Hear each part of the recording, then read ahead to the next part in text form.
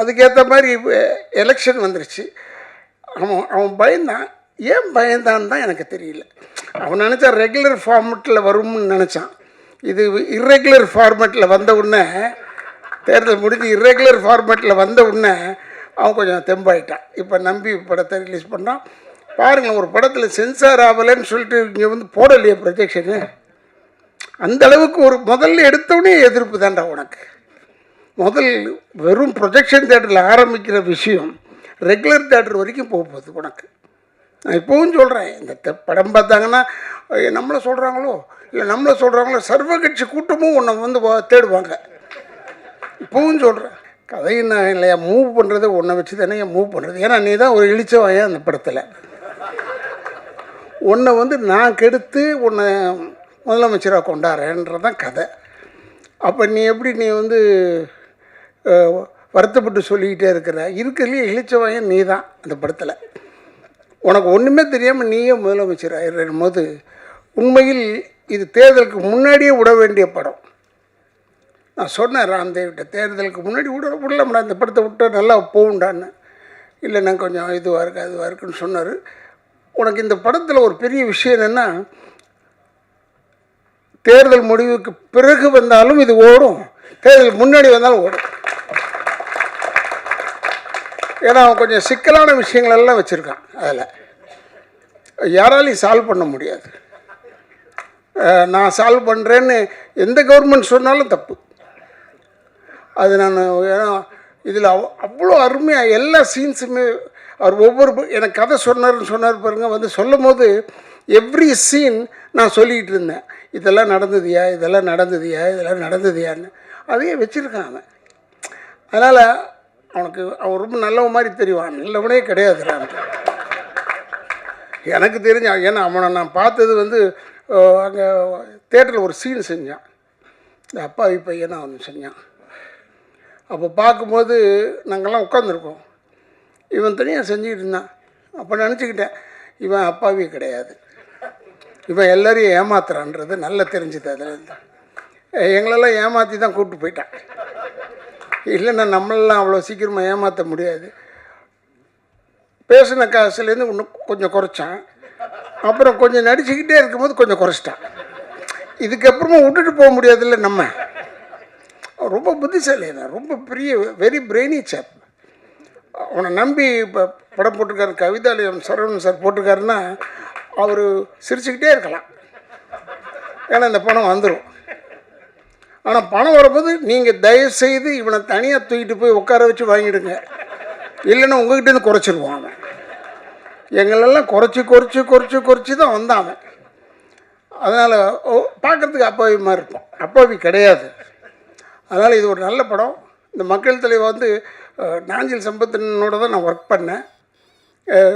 எப்படா நீ உங்களுக்கெல்லாம் கதை சொன்னியா, சீன் சொன்னியா நீன்னு கேட்டேன். எல்லாருக்கும் சொல்லி தான் நான் கூப்பிட்ருக்கேன். நான் கிடையாது. ஏன் ஆச்சரியமாக இருந்தது. இவங்கெல்லாம் உன்னை நம்பி வந்திருக்காங்கன்னா பெரிய விஷயம். எப்படி நம்ப வச்சான்னு தெரில. அதில் தான் நான் பாராட்டுறேன். அதே மாதிரி இப்போ இதில் எல்லாரையுமே சொல்கிறேன்.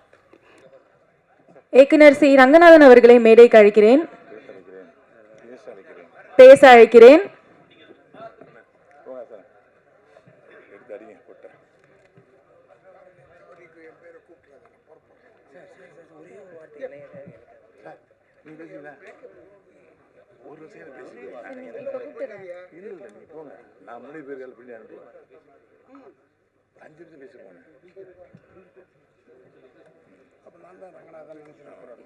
சொல்லிடுறேன் சார். எஸ் சார், பார்க்காதீங்க சார். பல பவர்ஃபுல் பர்ஃபார்மன்ஸ் கொடுத்து இன்னைக்கும் நம்ம மனசுல இடம் பிடிச்சிருக்க நடிப்பு அரக்கன் ஆல்ரெடி சொல்லிட்டேன் சார். அதை வயசானாலும் இன்னைக்கும் இளமையா இருக்கக்கூடிய ராதா ரவி அவர்களே ஒரு சில வார்த்தைகள் பேசுமாறு கேட்டுக்கொள்கிறேன்.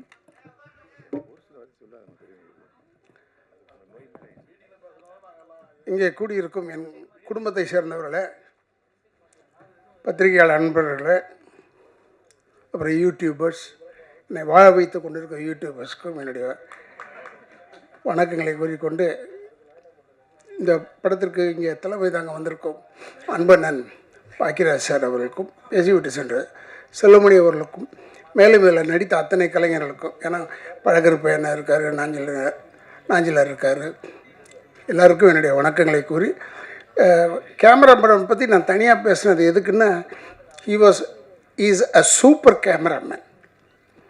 அதாவது ரொம்ப சின்ன படங்களை இவன் எப்படி எடுக்கிறான்னு என் மேக்கப் மேன் குமார் என்னை தொந்தரவு பண்ணிக்கிட்டே இருந்தேன். இந்த பையன் எப்படின்னா எடுக்கிறான், இவன் லைட்டே இல்லாமல் எடுக்கிறான். அப்புறம் கேட்டால் இவன் மலையாளத்து படத்துலேருந்து வந்திருக்காரு சொன்னான். மலையாளத்தில் லைட்டே கிடையாது. அவனுக்கு ஆச்சரியமாக பார்த்துருப்பான் இந்த லைட்டெல்லாம். ஓஹோ, இப்படிலாம் லைட் இருக்க போல இருக்கு. அது மாதிரி ஒரு சூப்பர் ஆள். ஆனால் மியூசிக் டைரக்டர் வந்து நான் இங்கே தான் வந்து பார்த்தப்ப பாட்டு கேட்டேன். இவர் எதிர்காலத்தில் நல்ல பெரிய ஆட்களாக மக்கள் தலைவர் படத்திலிருந்து டைரக்டர் ஆகட்டும், இல்லை மியூசிக் டைரக்டர் ஆகட்டும், இல்லை கேமராமேன் ஆகட்டும், அவங்கெல்லாம் நல்லா வர்றதுக்கு வாய்ப்பு இருக்குது. மேலும் இதில் என்னுடைய நல்ல நண்பர் ரவிமரி அவர்களுக்கு, அதான் அவர் சொல்கிற கதையின் நாயகன்னு. கதையின் நாயகன் இல்லையா, மூவ் பண்ணுறது ஒன்றை வச்சு தானே மூவ் பண்ணுறது. ஏன்னா நீ தான் ஒரு இழிச்சவன் அந்த படத்தில். உன்னை வந்து நான் கெடுத்து உன்னை முதலமைச்சராக கொண்டாடுறேன்றதான் கதை. அப்போ நீ எப்படி நீ வந்து வருத்தப்பட்டு சொல்லிக்கிட்டே இருக்கிறதுலேயே இழிச்சவன் நீ தான் அந்த படத்தில். உனக்கு ஒன்றுமே தெரியாமல் நீயே முதலமைச்சர் ஆகிடும் போது உண்மையில் இது தேர்தலுக்கு முன்னாடியே விட வேண்டிய படம். நான் சொன்னேன் ராம்தேவிட்ட, தேர்தலுக்கு முன்னாடி விடலாம்டா, இந்த படத்தை விட்டு நல்லா போகுண்டான்னு. இல்லை நான் கொஞ்சம் இதுவாக இருக்குது அதுவாக இருக்குன்னு சொன்னார். உனக்கு இந்த படத்தில் ஒரு பெரிய விஷயம் என்னென்னா, தேர்தல் முடிவுக்கு பிறகு வந்தாலும் இது ஓடும், தேர்தல் முன்னாடி வந்தாலும் ஓடும். ஏன்னா அவன் கொஞ்சம் சிக்கலான விஷயங்களெல்லாம் வச்சுருக்கான். அதில் யாராலையும் சால்வ் பண்ண முடியாது. நான் சால்வ் பண்ணுறேன்னு எந்த கவர்மெண்ட் சொன்னாலும் தப்பு. அது நான் ஏன்னா இதில் அவ்வளோ அருமையாக எல்லா சீன்ஸுமே அவர் ஒவ்வொரு எனக்கு கதை சொன்னார் பாருங்கள். வந்து சொல்லும் போது எவ்ரி சீன் நான் சொல்லிக்கிட்டு இருந்தேன், இதெல்லாம் நடந்ததுயா, இதெல்லாம் நடந்ததுயா, இதெல்லாம் நடந்ததுயான்னு. அதையே வச்சுருக்கான் அவன். அதனால் அவன் ரொம்ப நல்லவன் மாதிரி தெரிவான். நல்லவனே கிடையாது எனக்கு தெரிஞ்சான். ஏன்னா அவனை நான் பார்த்தது வந்து அங்கே தேட்டரில் ஒரு சீன் செஞ்சான், இந்த அப்பாவி பையனை அவன் செஞ்சான். அப்போ பார்க்கும்போது நாங்கள்லாம் உட்காந்துருக்கோம், இவன் தனியாக செஞ்சுக்கிட்டு இருந்தான். அப்போ நினச்சிக்கிட்டேன், இவன் அப்பாவி கிடையாது, இவன் எல்லோரையும் ஏமாத்துறான்றது நல்லா தெரிஞ்சுது. அதுலேருந்து எங்களெல்லாம் ஏமாற்றி தான் கூப்பிட்டு போயிட்டான். இல்லைன்னா நம்மளெல்லாம் அவ்வளோ சீக்கிரமாக ஏமாற்ற முடியாது. பேசின காசுலேருந்து இன்னும் கொஞ்சம் குறைச்சான். அப்புறம் கொஞ்சம் நடிச்சுக்கிட்டே இருக்கும்போது கொஞ்சம் குறைச்சிட்டான். இதுக்கப்புறமா விட்டுட்டு போக முடியாதுல்ல நம்ம. ரொம்ப புத்திசாலியான, ரொம்ப பெரிய வெரி பிரெய்னி சாப். அவனை நம்பி இப்போ படம் போட்டிருக்காரு, கவிதாலயம் சரவணன் சார் போட்டிருக்காருன்னா அவர் சிரிச்சுக்கிட்டே இருக்கலாம், ஏன்னா இந்த பணம் வந்துடும். ஆனால் பணம் வரும்போது நீங்கள் தயவுசெய்து இவனை தனியாக தூக்கிட்டு போய் உட்கார வச்சு வாங்கிடுங்க, இல்லைன்னா உங்கள்கிட்டேருந்து குறைச்சிடுவான் அவன். எங்களெல்லாம் குறைச்சி தான் வந்தான் அவன். அதனால் பார்க்குறதுக்கு அப்பாவி மாதிரி இருப்பான், அப்பாவி கிடையாது. அதனால் இது ஒரு நல்ல படம். இந்த மக்கள் தலைவர் வந்து நாஞ்சில் சம்பத்தனோட தான் நான் ஒர்க் பண்ணேன். எப்படா நீ உங்களுக்கெல்லாம் கதை சொன்னியா, சீன் சொன்னியா நீன்னு கேட்டேன். எல்லாருக்கும் சொல்லி தான் நான் கூப்பிட்ருக்கேன்னு. நான் கிடையாது.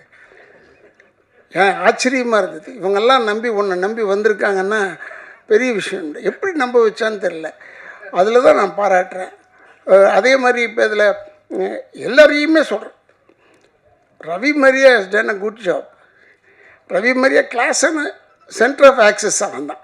அவனை சுற்றி தான் எல்லோரும் நாங்கள் வரோம். பட் அவனை இந்த வழிக்கு கெடுக்கிறதே நான் தான். அதனால் எனக்கு ஒரே சந்தோஷம். ஏன்னா நம்ம செய்கிற விஷயத்தை போய் இப்போ படத்தில் செய்ய சொல்லிட்டாங்களே, என்னடா இது யோசனை பண்ணேன். ஏன்னா நான் டெஃபினட்டாக நானாக இருந்தால் கூட இப்படி தான் சொல்லியிருப்பேன். அதுக்கேற்ற மாதிரி எலெக்ஷன் வந்துருச்சு. அவன் பயந்தான். ஏன் பயந்தான்னு தான் எனக்கு தெரியல. அவன் நினச்சா ரெகுலர் ஃபார்மெட்டில் வரும்னு நினச்சான்.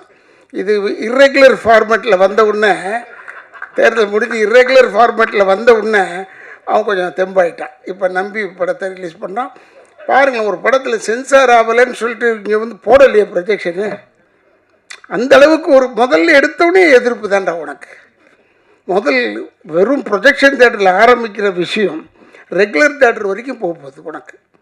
நான் இப்போவும் சொல்கிறேன், இந்த படம் பார்த்தாங்கன்னா நம்மளை சொல்கிறாங்களோ இல்லை நம்மளை சொல்கிறாங்களோ சர்வகட்சி கூட்டமும் உன்னை வந்து தேடுவாங்க. இப்போவும் சொல்கிறேன், நம்ம தயாராக இருக்கணும். நான் சொன்னேன், வீட்டில் கூட சொல்லிட்டு வந்தேன், பேசிக்கிட்டு இருக்கும்போது கூட, இல்லை இந்த படத்துக்கு எங்கள் மேலாம் கேஸ் வந்தாலும் வந்துடும். ஏன்னா எங்கேயோ ஒரு இடத்துல எதையோ ஒன்று பேசியிருக்கோம். அப்போ எங்கேயோ ஒரு இடத்துல கேஸ் வரும். கேஸ் வராமல் இருந்தால் நல்லது.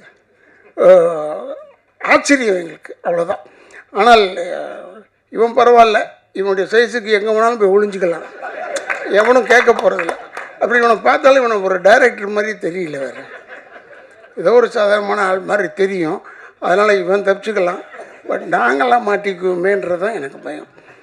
முகம் தெரிந்தவர்கள்லாம் நிச்சயமாக மாட்டிக்குவாங்க. இதில் ரொம்ப பிரமாதமாக படம் வந்திருக்கு. இந்த படத்தை பாருங்கள்.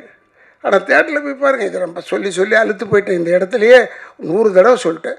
தேட்டரில் போய் படம் பாருங்கள், தேட்டரில் போய் படம் பாருங்கள். இந்த படம்லாம் தேட்டரில் பார்த்தா உங்களுக்கு அந்த எஃபெக்ட் கிடைக்கும். What is the effect of the theatre, ஆடியன்ஸ்கிட்ட தான் கிடைக்கும். அதனால் சொல்கிறேன், தேட்டரில் போய் படம் பாருங்கள். இங்கே வந்து அத்தனை பேரும் வாழ்த்த வந்திருக்குமோ அத்தனை பேருக்கும் என்னுடைய வணக்கங்களை கூறி, ரவிமரியாக்கு என்னுடைய தனிப்பட்ட முறையில் வாழ்த்துக்களை கூறி, இவ்வளோ பேர் வந்திருக்கீங்க, இவ்வளோ பேருடைய வாழ்த்தும் ரவிமரியாக்கும் உண்டு என்று சொல்லி விடைபெறுகிறேன். நன்றி, வணக்கம். உன்னை பற்றி நல்லா சொன்னாங்க.